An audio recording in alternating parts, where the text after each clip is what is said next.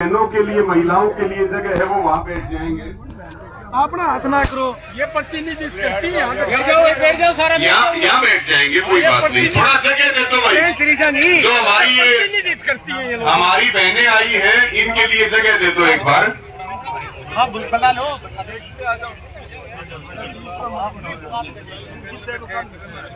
पानी दिया थोड़ा। सम्मानित अध्यक्ष मंडल और यहाँ उपस्थित इस दुख की घड़ी में उपस्थित सभी हमारे पिता तुल्य बुजुर्ग, नौजवान साथी, मेरी माताएं, बहनें, साथियों, आज चौथा दिन है और तीसरा दिन हो गया जब डिगावा में ये हजारों की संख्या में जो जन सैलाब आया है।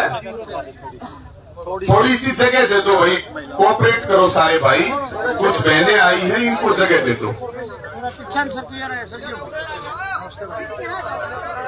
इनको जगह दे दो।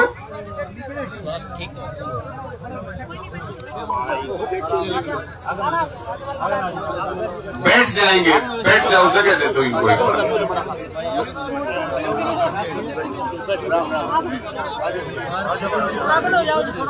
शोर ना करो, बैठ जाओ। साथियों, तीसरा दिन हो गया, हजारों की संख्या में लोग, बच्चे से लेकर के बुजुर्ग तक, और मेरी माताएं, बहनें, यहाँ राजनीतिक पार्टियों के व्यक्ति भी हैं, पक्ष के भी हैं, विपक्ष के भी हैं, यहाँ सारे संगठन भी हैं, सब लोग हैं।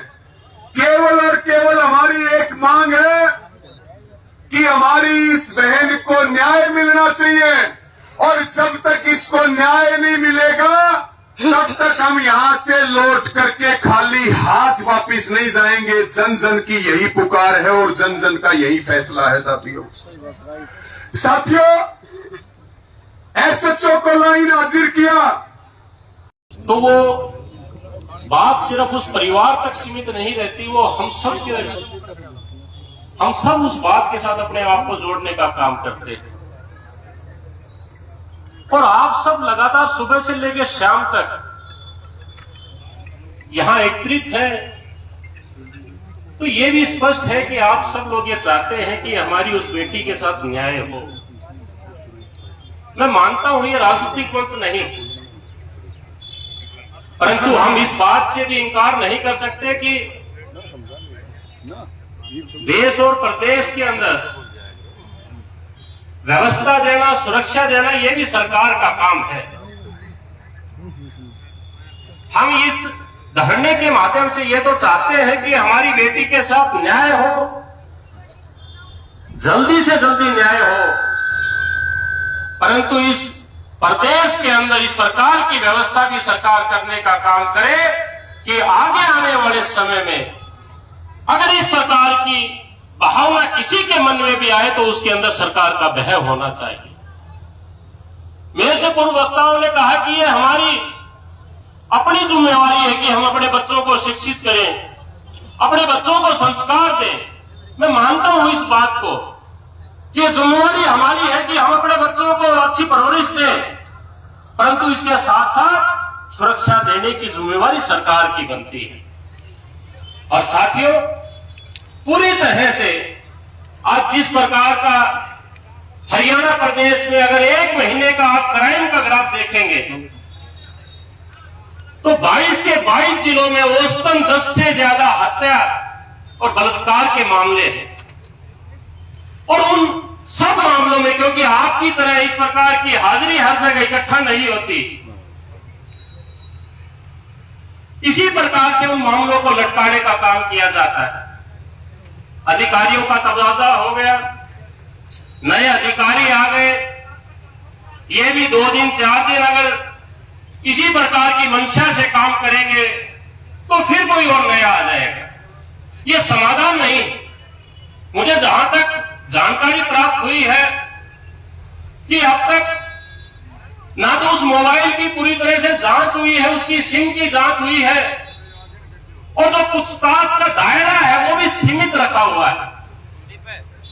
मेरा आप सबकी इस हाजिरी में सरकार से ये निवेदन है, ये दरखास्त है कि इस मामले को जितना जल्दी हो सके हम सबके सामने लाने का काम करें, और इसके साथ साथ एक इस प्रकार की नजीर इस हरियाणा प्रदेश में पेश करें कि आने वाली पीढ़ियां भी याद रखें कि हमारी बहन बेटियों के साथ अगर इस तरह का कोई बर्ताव करेगा तो उसके साथ इस प्रकार का हश्र किया जाएगा। एक बार पुनः आप सबकी इस हाजिरी में मैं आप सबका इस बात के लिए दोबारा से धन्यवाद करता हूं कि एक साधारण परिवार की, गरीब परिवार की बेटी को अपनी बेटी मानते हुए आप यहाँ हाजिर हैं, और जब तक हमारी इस बेटी को न्याय नहीं मिलता तब तक हम सब लोग इसी प्रकार से इस परिवार के साथ अपने आप को जोड़ने का काम करें। इन्हीं शब्दों के लिए के साथ आप सबका बहुत बहुत धन्यवाद। तरफ से कोई कॉल नहीं। आज से 26 दिन पहले लोको कॉलोनी लोहारू में मारा था टंकी के पास, और 26 दिन से मैं लोहारू थाने की मैं चक्कर काट रही हूँ। वहाँ से मुझे कोई सपोर्ट नहीं मिल रहा है, कोई सहयोग नहीं मिल रहा है। या तो वो लोग मिलते नहीं है, मिलते हैं तो बोलते हैं कि आपको पता है तो आप बता दो, आपके पास कोई समाचार है तो वो आप बता दो। जबकि मेरा भाई 112 पर और प्रवीण कुमार करके एएसआई है, उसको अपने बयान दे के गया है, उनके पास वीडियो है जिसमें वो साफ कह रहा है कि मुझे मारने वाला राकेश जाखड़ है, झज्जर के पास गाँव का। उसको सब पता होते हुए भी, सब जानते हुए भी 26 दिन से वो लोग कुछ नहीं कर पाए हैं, ना पकड़ पाए हैं, और उनके पास जाते हैं तो वो लोग कोई संतोषजनक जवाब नहीं दे रहे। डराना, धमकाना, भगाना, फोन करते हैं तो बोलते हैं कि हम आपको जवाब दे नहीं है। हमेशा उन लोगों का पिछले 26 दिन से बदतमीजी वाला जवाब रहा है। जैसे आप लोग मनीषा बहन के लिए खड़े हो, आप लोगों से सिर्फ यही रिक्वेस्ट है कि मेरा भाई तो नहीं रहा लेकिन उसको भी सपोर्ट करो। मनीषा बहन के साथ साथ मेरे भाई मोनू को भी न्याय दिलवाओ, और आप लोगों के साथ मैं भी हर जगह खड़ी होंगी, हर जगह चलूंगी। लेकिन मेरा इकलौता भाई था और मैं हर जगह चलूंगी। मुझे मनीषा बहन मेरी बहन जैसी है, वो मेरा भाई है, और मैं इन दोनों के लिए खड़ी हूँ, और इन दोनों को इंसाफ चाहिए, इंसाफ दिलाओ। मुझे आप सबके सहयोग की जरूरत है, आप सबका मुझे सहयोग चाहिए। प्रशासन से मुझे किसी भी प्रकार की कोई उम्मीद नहीं है, क्योंकि वो पिछले 26 दिन से कुछ नहीं कर पाए। तो अब मैं उन लोगों से क्या ही उम्मीद करूं, जबकि उन लोगों को सब पता है, लड़के का नाम, पता, घर, उसकी फोटो सब, लेकिन वो बोल अभी तक कुछ नहीं कर पाए। और उनसे पूछा जाता है तो इतना क्रूर जवाब दे रहे हैं। भाई यो हाल है, 1 महीने में 3 मर्डर, 19 साल की घटना। एक तो प्रदान करा देंगे, सबसे बात है, कमेटी भी आ जाएगी ना, ये उसमें 1 महीने में ये 19 की घटना है, 19 साल की, अपने वाली 11 की है। एक वो धानी सुरजा से एंटी बैठी थी, उनकी 10-5 दिन पहले की है। तो ये हाल है भाई। तो आप लोग अपने कमेटी को नहीं भाई सबकी सहमति है। मैं काफी कम हो गई, मुझसे वो 18 साल की थी। तो मैं आपके बीच में ये बात रखने आई हूँ कि वो आज हमारे बीच में जिंदा नहीं है, लेकिन वो हम सब उन लड़कियों के बीच में जिंदा है जो आज हम यहाँ आपके बीच में खड़ी हैं। उन दरिंदों ने उसकी आत्मा को, उसके शरीर को चोट पहुंचाई है, लेकिन हर उस लड़के की आत्मा पे भी चोट पहुंची है जो जिंदा है। हमारे अंदर भी वो डर का माहौल है, हमारे सामने भी वो चीज घूम रही है जो उनके साथ हुआ है। तो मैं यहाँ एक उम्मीद लेके आई हूँ, जो 21 सदस्यीय कमेटी यहाँ बनी है, सरकार के फेलियर और प्रशासन के फेलियर पे सारे जो मेरे बुजुर्ग है, मुझसे कहीं ज्यादा गुणवान है, अनुभवी है, वो बात कर चुके हैं। उसका फैसला भी आप करोगे कि क्या करता है क्या नहीं। लेकिन मैं एक उम्मीद लेके आई हूँ कि अगर मनीषा को इंसाफ मिलता है तो हरियाणा की हर उस बेटी को इंसाफ मिलेगा जो पढ़ रही है, जो रह रही है, जो कहीं पर भी कार्य कर रही है। तो मेरी आपसे गुजारिश है कि मनीषा बहन को न्याय दिलाया जाए, ताकि हम सबकी आत्मा को भी शांति मिले। हम जिंदा हैं, लेकिन हम उनकी नजर में जिंदा नहीं है जो गलत कर रहे हैं। और मनीषा बहन मर गई है, लेकिन हमारे लिए नहीं, वो जब जिंदा है, क्योंकि वो उसकी आत्मा ये उम्मीद लेके बैठी है कि हर वो बहन, मेरी छोटी बहन, मेरी बड़ी बहन, मेरी माता मेरे लिए न्याय के लिए वहाँ बैठी है। तो हम सबकी आत्मा को भी शांति तभी मिलेगी जब मनीषा बहन को शांति मिलेगी। तो आप सबसे मेरी गुजारिश है 21 सदस्यीय कमेटी से भी कि जो भी फैसला हो जो भी आपका फैसला होगा हमें स्वीकार है, और जो भी मेरी तरफ से भी, मैं इतनी बड़ी तो नहीं हूँ लेकिन फिर भी मुझसे जो हेल्प हो, जो मैं कर सकूँ, मैं आप सबके साथ हूँ। धन्यवाद।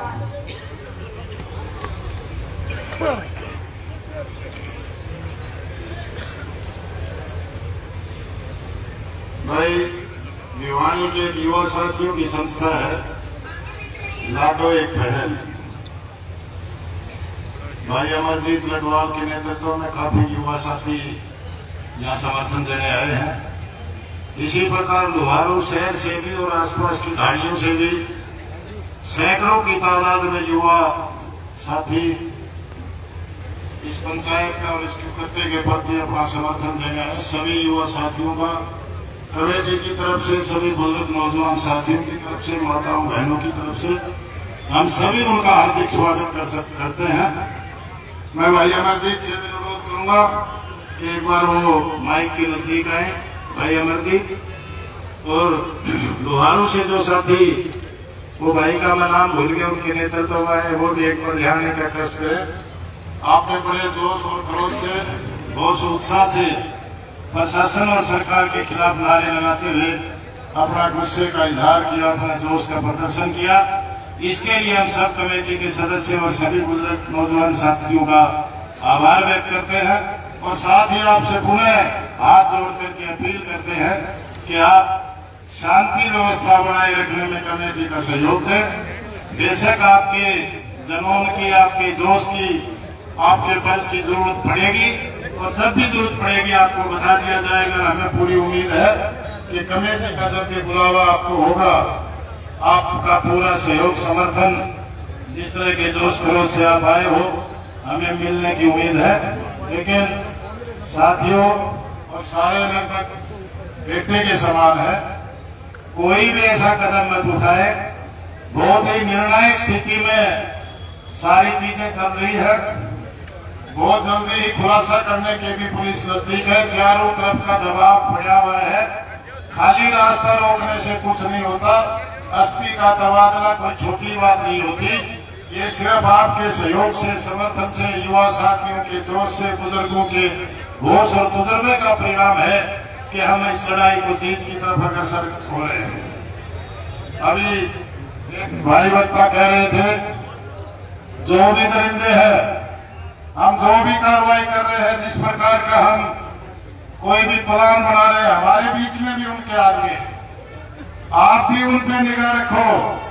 जो लोग आपको रास्ता बंद करने की कह रहे हैं, जो लोग आपको उपद्रव करने की कह रहे हैं, हो सकता है कि आप लोगों में भी उनके लोग मिले हुए हैं। ये जितने भी यूट्यूबर भाई और संवाददाता, ये टीवी वाले आए हुए हैं, मेरा सबसे अनुरोध है कि रोड के ऊपर किसी का इंटरव्यू ना लें। जो भी आप दो साथी इंटरव्यू कर रहे हैं, जो मेरी आवाज सुन रहे हो और नहीं सुन रहे हो, तो भाई दो साथी जाके उन्होंने कहा कि ये सतमीर भाई लोग रोड पर इंटरव्यू ना ले, उन्हें आगे ले ले। और सभी समझदार साथियों से भी अनुरोध है कि रोड के ऊपर जाकर के किसी को भी इंटरव्यू ना दे। भाई अमरदीप लडवाल कहीं मेरी आवाज सुन रहे हो तो एक बार कृपया माइक पे आसाने का कष्ट करें। अभी था भाई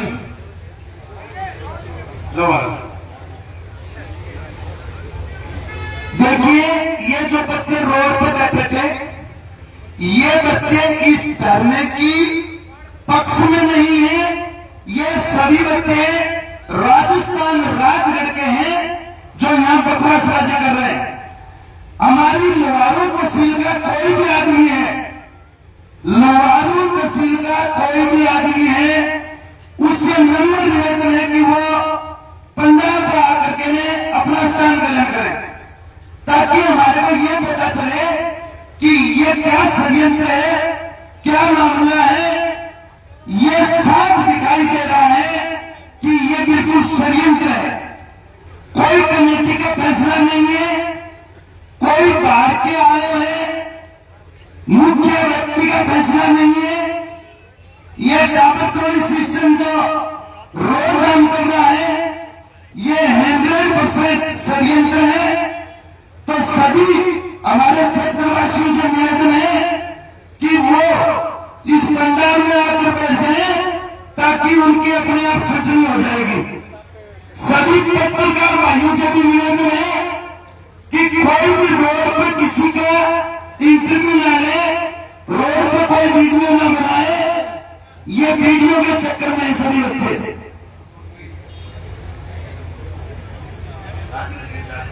भाई देखो, कहीं के एक छोटी सी बात बताऊं। आज सुबह हमारी पंचायत और धरना शुरू हुआ तो हमने भी एक फैसला लिया था कि भाई सरकार की में बताओगे, हमारा आने के बताओगे।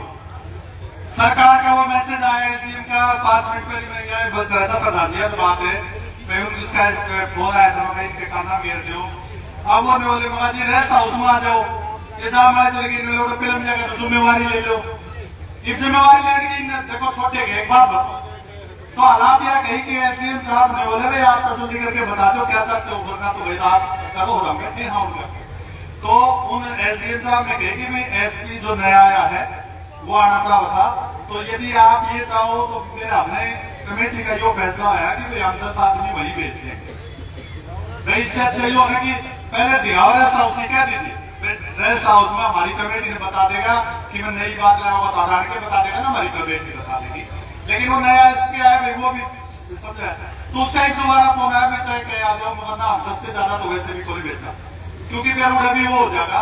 तो एक आपकी परमिशन है 10 आदमी चले जाओगे, ठीक है ना, सब भाइया की देखो, क्योंकि मतलब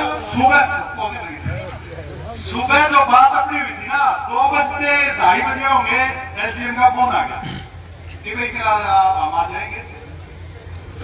नहीं वो तो लग रहा कीर्तन तो सरवाए दिन तक गिरफ्तारी के बैठो के दिखाओ तो सही, लेकिन अब वो बताओ तो वो ना कि वो तो बात करके थोड़ा सा बताऊंगे। अब तो इसलिए भाई आपकी परमिशन है, और मैं वो नाम भी बता दूं जो 10 इनने कमेटी वाले 10 भी कौन करे कम करे हैं, तो भाई ये 5-7 आदमी चले जाएंगे। कपूर सिंह जी प्रधान जी तो हैं ही अपने, बाबा केशवनाथ जी हैं, मनीष गोयल मंडी से, विजय गोठड़ा जी, रवि आजाद भाई, महावीर सिंह एक सरपंच, दाढ़ी लक्ष्मण भाई परिवार वाले की बात करने में एक सरपंच को नहीं, वो महावीर अपने उसमें है, महावीर सिंह दिघावा सेमियन से हैं, और चुनीलाल जी अपने लोहारू से। तो ये आदमी भाई ज्यादा बताऊं भी बेटी को नहीं, 5-7 आदमी अपने जाके, तो प्रधान जी आप लोग वो करो। अब अगले वक्ता के तौर पे हमारे बीच में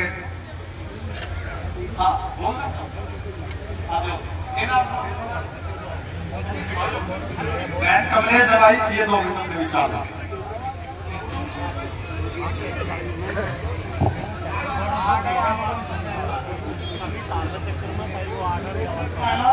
हेलो जी, राम राम। बेटी मनीषा की सुन के हमारा बड़े दुख हुए और हमें चले आया सुन, और बेटी को न्याय मिलना चाहिए, और बेटी के साथ होया सब वही हमारे साथ हो गया जी, हमारी भी तो न्याय करो। हमारा 18 साल का बेटा और मजदूरी करने गया था, करंट लगा के आगड़ी डाल के मार दिया जी। हमारे 4 लड़की है, आज कोई बाढ़ आपका भाई लेकर आई, लाठी मांग किसका मन है, आज हमारे कोई भी नहीं करना करती, ऊपर हमारी भी कोई सुनाई करो दी। हाँ, अशोक है सच्चो, गौरव डॉक्टर सब बिक लिया, और लकड़ी मुसाना माटी माने बेरो तुम काटो, गाँव वाला घर आम लग गया तो हमने बेरो काटो सर, वो बेड़ी लड़कों खत्म हो गई, झगड़ा बिक लिया जी। मारी भी तो सुनाई करो, मारी भी साइड करो। हाँ, मारी भी साइड भाई पीपली दाढ़ी सूख जा, और एक बहन भाई है पीपली से बैठे, इसका भी हो गया भाई का लोहारू मर्डर हो गया, कोई कुछ है भाई। एक दिन अखबार मारी थी 40 मर्डर 1 महीने में हो गया, सरकार को तो हाल ही हो रहा है, लेकिन भैया अपने इलाके के हैं तो थोड़ा सा बहजी बैठ जाओ, मैं बता रहा हूँ आपकी बात। ऐसा है कि भाई थोड़ा सा कमेटी आ जाए तो इसके अलग है ना, इन दोनों हमको भाई 3 में छात्र बैठ जाओगे, वही बात है कि इसमें बहुत थोड़ा है, तो हम आपकी बात भी रखेंगे। लेकिन एक बात तो अब हमने एसपी से बोल के कमेटी से गई, कमेटी एसपी आप वाली बात में कमेटी के साथ ही काटे, हम साथ आप वाली बात, ठीक है क्यों भाई सबका यो सहमति एक को बताइयो, पहले मैं वो थोड़ा गया, ठीक है ना, क्योंकि अपने इलाके का मैटर है। हाँ, तो इनका भी मेहंदी आपका जरूर रखेंगे, तो उसको एंट्री कर दो, ठीक है। हमारे एक बार दे दो कविता दे दो। हमारे बीच में भाई नरेंद्र गाडवासी हैं, वो आए प्लीज।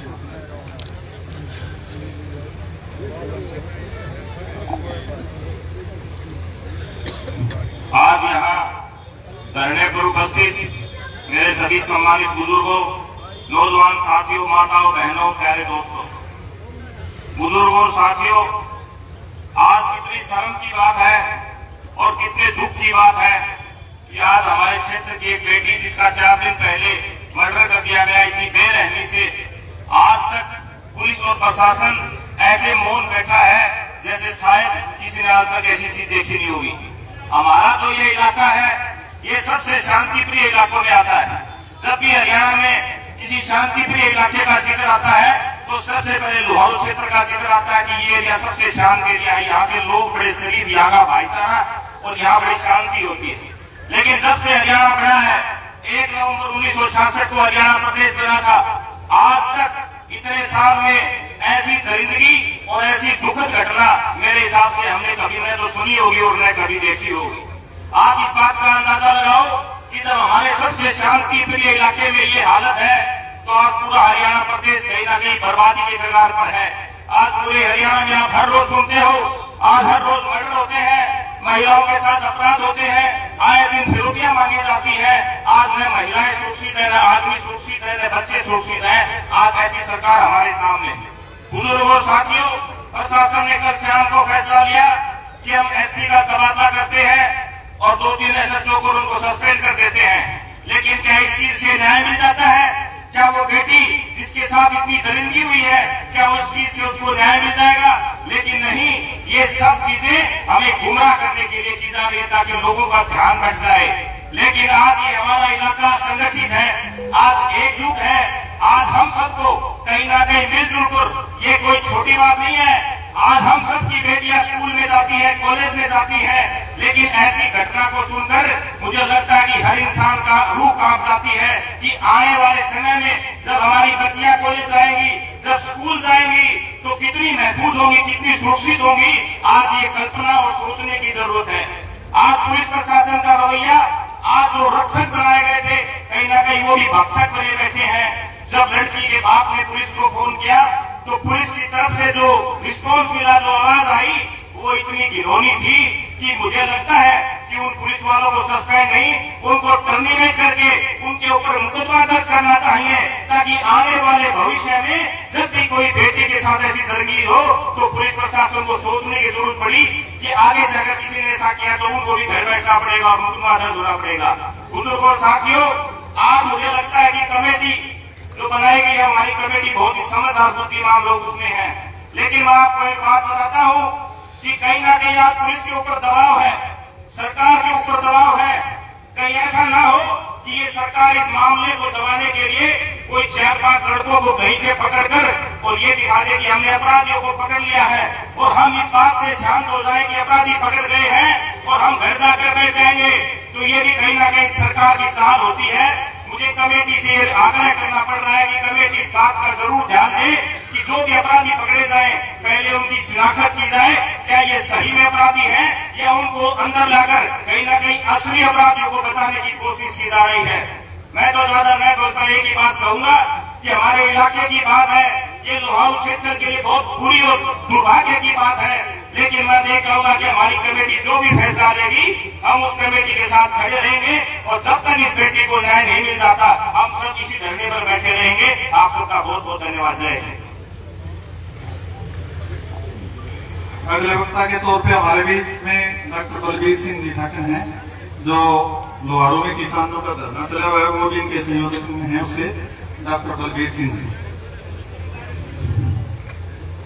दिवंगत बेटी मनीषा की आत्मा को श्रद्धांजलि देते हुए उनके परिवार को ये दुख सहन करने की शक्ति मिले, इस प्रार्थना करते हुए सभी उपस्थित बंधुओं, माता और बहनों, विस्तार से चर्चा लगातार